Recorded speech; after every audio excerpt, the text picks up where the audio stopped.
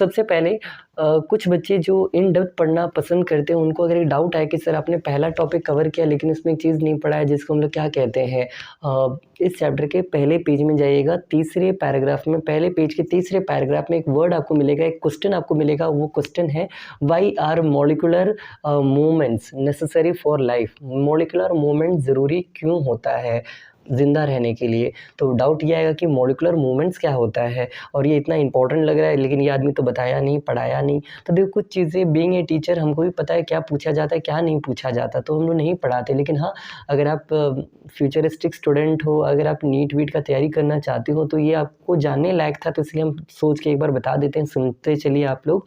तो देखो एक बात बताते हैं, मॉलिकुलर मूवमेंट अगर आपको जानना है तो पहले ये बताइए मॉलिकुलर होता क्या है, मॉलिक्यूल्स क्या होता है। जो स्मॉलर पार्टिकल होते हैं, स्मॉल पार्टिकल्स, स्मॉलेस्ट पार्टिकल को तो आप एटम कहते हो, जबकि वो भी गलत है। स्मॉलेस्ट पार्टिकल जो एटम होता है उसके भी सब एटॉमिक पार्टिकल्स होते हैं, प्रोटॉन, इलेक्ट्रॉन, न्यूट्रॉन। ये केमिस्ट्री में पढ़े होंगे क्लास 9th में, चैप्टर नंबर 4 में, जिसका नाम था स्ट्रक्चर ऑफ एटम में, है ना। तो सबसे छोटा मान के चलो कि सब एटॉमिक पार्टिकल्स होता है, उससे थोड़ा बड़ा या उसी में होता है क्या, उसी का होता है एटम्स, एटम से थोड़ा बड़ा होता है मॉलिक्यूल, बट है तो वो भी छोटा ही ना। आप नेकेड आई से या इनविजिबली, वो इनविजिबल होता है, आप देख नहीं पाओगे, उतने छोटे होते हैं। इसी छोटे पार्टिकल्स का होना ज़रूरी है क्या ज़िंदा होने के लिए, ज़िंदा रहने के लिए? बिल्कुल। कैसे? हम कुछ लिखते हैं, खुद समझ जाइए। देखो ह्यूमन बॉडी जो होता है या कोई भी एक ऑर्गेनिज्म क्या चीज़ से बनता है? ऑर्गेनिजम्स, तो आपने पढ़ा होगा ऑर्गेनिजम्स बनता है ऑर्गेन सिस्टम से, ऑर्गेन सिस्टम से।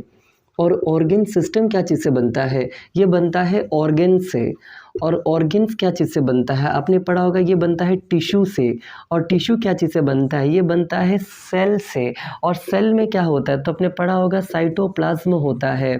और साइटोप्लाज्म में क्या होता है? तो इसके अंदर होता है, आपने पढ़ा होगा बहुत तरह के स्ट्रक्चर होता है जिसको हम लोग सेल स्ट्रक्चर्स कहते हैं, जैसे कि एंडोप्लाज्मिक रेटिकुलम, जैसे कि गोल्गी बॉडीज़, जैसे कि और क्या होता है आपका, गोल्गी apparatus भी कहते हो इसको। फिर होता है वैक्यूल्स होता है, फिर होता है आपके प्लास्टिड्स होता है। सबसे इम्पॉर्टेंट जो हम लोग नहीं लिखे हैं मान लो एक दो, जैसे कि लाइजोसोम्स हो गया, लाइजोसोम्स हो गया, और सबसे इम्पॉर्टेंट माइटोकॉन्ड्रिया। ओके, तो ये माइटोकॉन्ड्रिया भी एक नाम है। इवन चलो एक और बात बताएं, अभी रात के जब हम ये वीडियो रिकॉर्ड कर रहे हैं 1:01 में लाइट नहीं है। ओके, मतलब पूरा अंधेरा है घर में, और ये फ्लैश लाइट फ़ोन का मुझे हेल्प कर रहा है, इसलिए हम ये रिकॉर्ड कर पा रहे हैं। आपको ये रोशनी दिख रहा है, वरना कोई रोशनी नहीं है, सब अंधेरा है। ओके, शांति बहुत है, लेकिन रात को ही यहाँ शांति होता है तो रात को ही वीडियो बना पाते हैं। तो माइटोकॉन्ड्रिया, ओके, माइटोकॉन्ड्रिया में ये इतना जो हम लिखे हैं बेसिकली हम बताना क्या चाहते हैं आपको। अब माइटोकॉन्ड्रिया में सोचिए ना, इसको हम लोग कहते हैं power house of the cell, but क्यों? इसमें ऐसा क्या है जिसके कारण हम लोग इसको power house of the cell कहते हैं? इसके अंदर क्या है? इसको हम लोग कहते हैं ATP, एडिनोसाइन ट्राइफॉस्फेट, जो कि ADP से बनता है। ओके, ADP प्लस एक और कुछ मिलता है, फॉस्फेट आई गेस मिलने से ATP बनता है, और इसको एडिनो ट्राइफॉस्फेट कहते हैं। और ये है energy currency of the cell. तो पॉइंट हम ये कहना चाहते हैं कि जितना आसान लगता है चीज़ें उतना आसान होता नहीं। इन डेप्थ नॉलेज में जाएंगे तो बहुत कुछ आपको जानने लायक, पढ़ने लायक, सीखने लायक होता है। या चलिए एक और चीज़ हम आपको लिख के दिखाते हैं, ज़रा देखिएगा अगेन। आपको हम बस ये समझाना चाहते हैं कि मॉलिकुलर मूवमेंट होता क्या है, हम वो समझाने के लिए इतना कुछ बता रहे हैं। अगला समझिएगा, मान लो एक वर्ड होता है, हम लोग कहते हैं the smallest unit of life, cell कहते हैं अगेन। बट सेल के अंदर क्या होता है? सेल के अंदर आपने एक चीज़ सुना होगा, न्यूक्लियस, ये भी तो स्मॉलेस्ट है क्योंकि इसके बीचों बीच है। लेकिन छोड़ो, इसके अंदर आपने एक और नाम सुना होगा, क्रोमोसोम्स, तो उस हिसाब से तो ये सबसे छोटा होगा नहीं। इसके अंदर में भी सोचिए एक नाम पढ़े होंगे DNA, तो सबसे छोटा तो ये होगा नहीं। DNA के जेनेटिक मटेरियल को क्या कहते हैं? जीन कहते हैं। तो आप कहोगे सर सबसे छोटा तो जीन होगा, नहीं। जीन के अंदर में भी क्या होता है? इसके अंदर एक नाम बताते हैं आपको, हम बोलते जा रहे हैं, बहुत पहले ये सब पढ़े थे, म्यूटॉन, ये होता है, इसका भी स्मॉलेस्ट यूनिट तो ये होगा नहीं। इसके अंदर एक और है रेकॉन, तो सबसे स्मॉलेस्ट ये होगा मे बी नहीं। मतलब पॉइंट हम ये कहना चाहते हैं, इन डेप्थ आप जितना भी चीज़ें के अंदर स्टडी करोगे, इसको हम लोग कहते हैं माइक्रोबायोलॉजी। ओके, देखो आज से पहले हमने जो एक वीडियो लाया था उसमें हमने आपको ये बताया था कि बायोलॉजी का 2 मेन ब्रांचेस होता है, जिसको हम लोग कहते हैं, एक का नाम है क्या? एक का नाम है आपका बॉटनी और एक का नाम है ज़ूलॉजी, लेकिन एक और नाम सुन लीजिए, माइक्रोबायोलॉजी होता है, नैनो टेक्नोलॉजी होता है, बायोटेक्नोलॉजी होता है, मतलब बहुत तरह का बायोलॉजी होता है, ओके।